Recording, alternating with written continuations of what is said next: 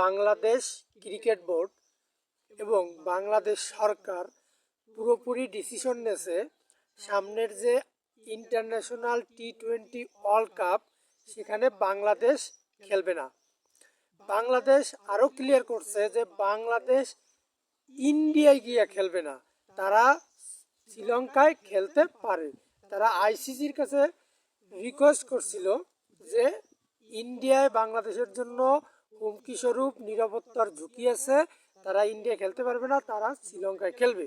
কিন্তু আইসিসি একটা ভোটের মাধ্যমে নিশ্চিত করে দিয়েছে যে এটা কোনো কায়দায় সম্ভব না, খেললে বিশ্বকাপ ইন্ডিয়ায় খেলতে হবে, না হলে স্কটল্যান্ডকে ওই জায়গা অ্যাড করা হবে বাংলাদেশের পরিবর্তে।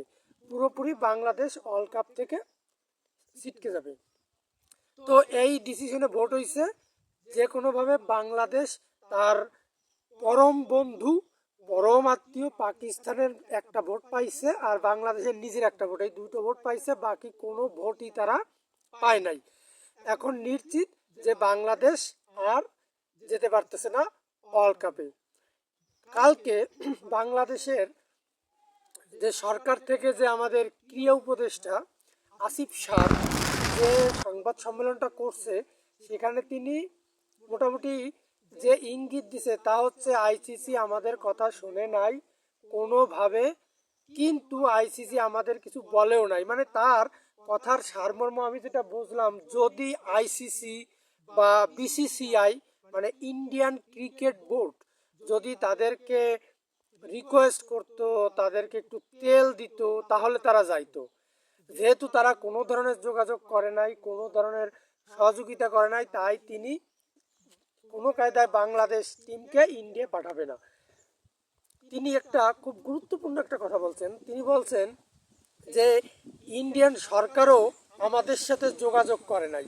মানে তাই সে নিশ্চিত ছিল আমরা যদি বয়কট করি, আমরা যদি বলি যে আমরা ইন্ডিয়ায় যাব না, তাহলে ইন্ডিয়ান সরকার বা ইন্ডিয়ান ক্রিকেট বোর্ড আমাদের কাছে আসবে, আমাদের তেলাবে যে আসো আসো, তোমরা না আসলে আমরা কোনোভাবেই বিশ্বকাপ আয়োজন করতে পারতেছি না, আমরা খেলতে পারতেছি না, তোমাদের আমাদের লাগবেই, তোমরা ছাড়া আমরা একদম অচল।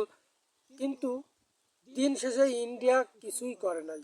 ইন্ডিয়া তাদের পলিসি, তাদের রাজনৈতিক মেধা, তাদের দক্ষতার মাধ্যমে তারা অন্যভাবে হ্যান্ডেল করছে, যেখানে তারা বুঝাই দিছে বাংলাদেশকে তাদের তেল মারার কোনো দরকার নাই। আর বাংলাদেশ কি করছে, বাংলাদেশ ওই যে একটা কথা আছে একবার সাদিলে খাবো, কিন্তু সেই একবার আর সাদাও হয় নাই, বাংলাদেশের আর খাওয়া হয় নাই। এখন দিন শেষে বাংলাদেশ একটা ইগোয় পড়ে গেছে যে আমরা মুখে বড় বড় কথা বলছি আমরা যাব না, ইন্ডিয়ায় খেলবো না, আমরা শ্রীলঙ্কায় খেলবো, কিন্তু কোনো পাত্তাই দেয় নাই। এখন যদি আমরা ইন্ডিয়ায় খেলতে যাই তাহলে তো আমাদের মান সম্মান প্রেস্টিজ কিছুই থাকবে না। তো মান সম্মান এবং প্রেস্টিজ বাঁচাইতে আমাদের বাংলাদেশের ক্রিকেট, বাংলাদেশের ঐতিহ্য, বাংলাদেশের সুখ দুঃখের একটা প্রতীক, সেটাকে আমরা একদম ধ্বংসের কাঠ গড়ায় দাঁড় করায় দিছি। দেখেন পাকিস্তান আমাদের পরম বন্ধু, পাকিস্তান কিন্তু ঠিকই আদায় করে নিয়েছে শ্রীলঙ্কায় খেলা, তাহলে বাংলাদেশ কেন পারলো না? বাংলাদেশ পারলো না কারণ পাকিস্তান বাংলাদেশের থেকে অন্তত ক্রিকেটে অনেকটা আগায় আছে। যে জিনিসটা পাকিস্তান পারবে সে জিনিসটা বাংলাদেশ পারবে না। এবং পাকিস্তান বাংলাদেশকে গাছে উঠাইছে যে তোমরা বাংলাদেশ না খেললে আমরা খেলবো না, বাংলাদেশ বয়কট হলে আমরাও বয়কট হয়ে যাব, আমরা আইসিসি ইভেন্টে যোগ দেবো না। এই সমস্ত বইলা বাংলাদেশকে গাছের আগায় উঠাইয়া মইটা কেড়ে নিছে, এখন গাছের গোড়াটাও ঠিকমতো কাটতেছে। কোনো আপনি লিখে রাখেন পাকিস্তান ওয়ার্ল্ড কাপ খেলবে, ভারতের মাটিতে খেলবে না, কিন্তু শ্রীলঙ্কায় খেলবে।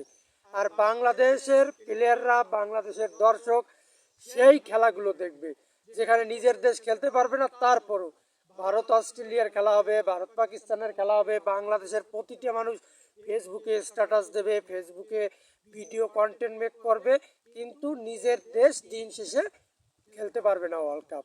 এবং দিন শেষে কী হবে, বিশ্বকাপের পরে বাংলাদেশের র্যাঙ্কিং হবে 21 নম্বর এবং আইসিসির সামনের অনেক ভালো ভালো দল বাংলাদেশে খেলতে আসবে না।